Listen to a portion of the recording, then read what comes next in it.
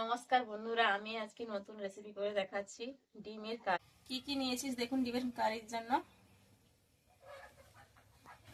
রসুন, পেঁয়াজ, জিরা, আদা, পেঁয়াজ বাটা, টমাটো কুচি, চেরা কাঁচা লঙ্কা, ডিম সিদ্ধ করা ডিম। এবার মাছ বরাবর কেটে নিয়েছি। লবণ, হলুদ, মশলা, ভাজতেও সুবিধা হবে, খেতেও সুন্দর লাগে, মশলাও ঢুকবে। এইভাবে সবকটা মাখিয়ে নিচ্ছি আর কড়াই তুলে দিচ্ছি। এইভাবে লাল লাল করে ভেজে নিচ্ছি। ভাজা হয়ে গেছে। ডিম ভাজার তেলে রসুন কুচি দিয়ে দেবো।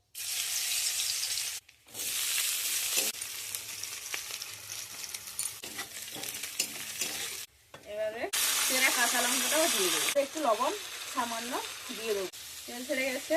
জিরা, আদা, পেঁয়াজ বাটা, হলুদ দিয়ে দিচ্ছি।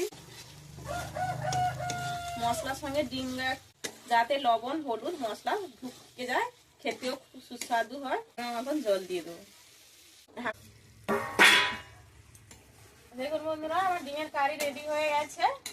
এবার ঢেলে কত সুন্দর হয়েছে। ঢেলে নিয়েছে, কত সুন্দর হয়েছে। কালারটাও খুব সুন্দর, খেতেও খুব সুস্বাদু লাগবে। খেয়ে বলবো। আমি খেয়ে দেখছি, খুবই ভালো হয়েছে খেতে, খুবই সুস্বাদু। আপনারা এইভাবে বাড়িতে বানিয়ে খাবেন। ডিমের কারি খেতে ভালো লাগবে।